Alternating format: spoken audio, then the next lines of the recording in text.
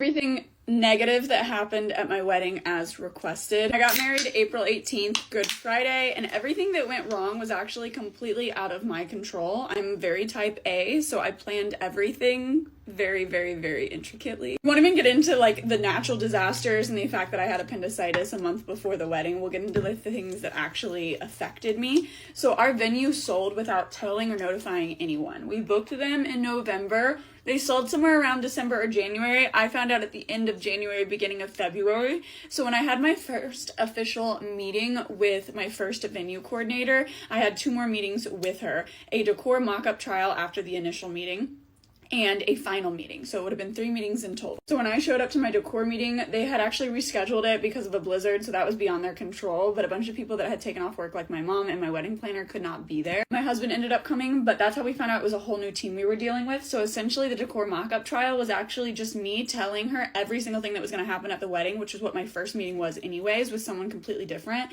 They wrote notes, but she said she couldn't read them. Then when we showed up for our third and final meeting, it was a completely different venue coordinator again, a third venue coordinator for my third meeting, and I basically had to tell her every single detail of my entire wedding, start to finish. I never got a decor mock-up trial. We booked the decor package. We never got a list sent to us of what that included. No pictures, no email, absolutely nothing, which was really strange to me. Hindsight is 2020. I was the first sibling to get married. My mom's never been married, so it was a lot of things that I was just going off the cuff, hoping that for the best. You know, I didn't know what to question or what not to question. But the night before the wedding, 2 days before, 48 hours before, I emailed them and was like, hey, what time are we allowed to show up? Because we had the venue booked from noon to 6 for the actual wedding, and they said 9 a.m. And I was like, fantastic. I scheduled my husband and my wedding coordinator to be there at 10 a.m. sharp to meet, to start setting up the decor and everything. I didn't know this at the time, but apparently the venue coordinator had gotten a hold of my wedding planner saying they couldn't show up at 10, and that they had emailed me saying that we only had the venue from 12 to 6, so we couldn't show up until 12, which is fine. That's why I emailed 48 hours prior to ask, like, is this possible? Is this not possible? Whatever. But we had already planned my husband to be there. It was wedding day, and they never emailed me.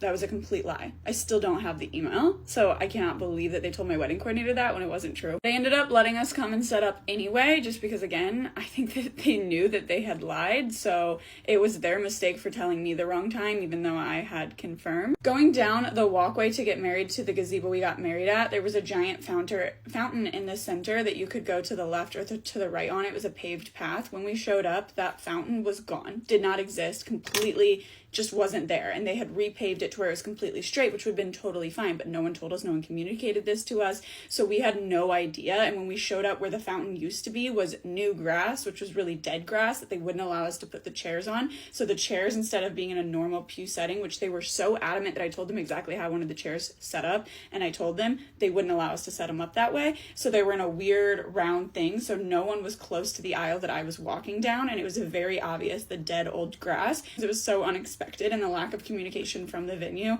was beyond frustrating. Now to the biggest, most dramatic problem that I had at my wedding. So we got married at a gazebo that was attached to a house, kind of. So our house was where we got ready. It was an old 1858 house, and then there was a walkway to the gazebo we got married. I was on the bottom floor getting ready, so I was able to watch my entire bridal party walk out and experience that. In the middle of my bridal party walking out, my cousin showed up late and decided to sit down in the middle of the procession. Not only that, but my aunt was like waving her over and yelling and calling her on the phone and telling her husband go get her, because she was standing off to the side, and basically coerced my cousin, who showed up late, to sit down anyway, even though my wedding was already happening. This is a cousin that I literally rekindled my friendship and relationship with in January, and this was a big deal because she literally got married directly a month after me. Literally 30 days after me, she got married. So she was the closest to knowing what that would feel like. And I don't mind if someone's late or someone gets lost or something happens. Granted, she is chronically late, so I feel like you should prepare for that. Also, we both had Friday weddings, and both our venues were the exact same distance from each other's house. So I just don't understand how she ended up showing up late to my wedding. But late is one thing, sitting down in the middle of my bridal party, literally walking down the aisle, is another. She has no idea that I know, but I was in the house watching it happen. So my sister actually told me, or was my friend, someone told me after the wedding that it happened, but unbeknownst to them, I knew because I watched it happen. The most frustrating part about that to me is that will forever be my memory of my bridal party walking down the aisle, is my cousin showing up late with her fiance and them sitting down in the middle of my family walking down the aisle. So I was distracted and missed some things because it was very obvious. It was not subtle. We had the venue to 6, but they literally announced everyone to leave at like 5:15. Me and my husband were the last to leave, and we left the parking lot with everything cleaned up and done at 5:45, which was really frustrating because it was a very, very quick wedding. No one showed up till 1 p.m. like they were told, which was normal, but it's already such a quick, fast day that I was frustrated that we didn't feel like we got the full time of the venue that we had rented out. Nothing else actually went wrong technically. There was a few little like frustrations of guests trying to come in the house or look in the windows to see me beforehand, and those were very specific family members. And I'll never forget that. I wish I could go back and uninvite those people. Those family members were a little bit of a pity invite, and not even so much like to pity them to get them an invite, but to pity me because I didn't have that much family showing up and my husband did, and going back, like, I wish I wouldn't have. We had a really small wedding. 6 people didn't show up. So the cousin that showed up late, her brother just straight up didn't show up. He RSVP'd, no communication, just did not show up. I asked why, and they said that he had to work.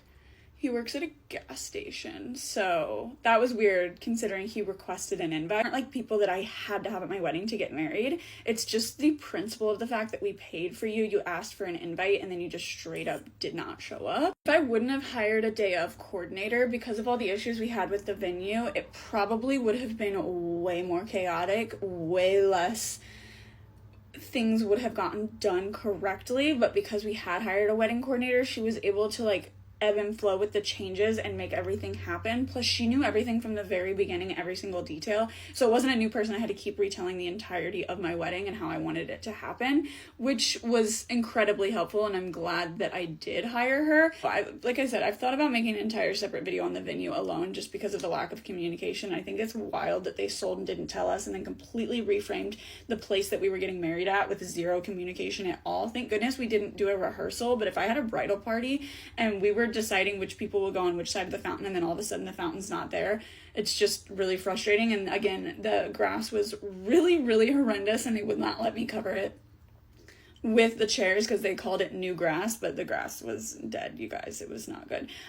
I'm lucky to say that's really the only things that went wrong. There was nothing we didn't have. There was nothing we lost or forgot. They thought I lost the rings, but I knew where they were. So once I got there, I was able to tell everyone where the rings actually were.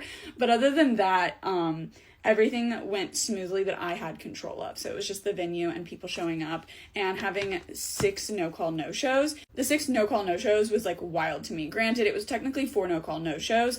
My grandma got sick. My cousin just had to work. 2 of my friends did tell me that they wouldn't be able to make it.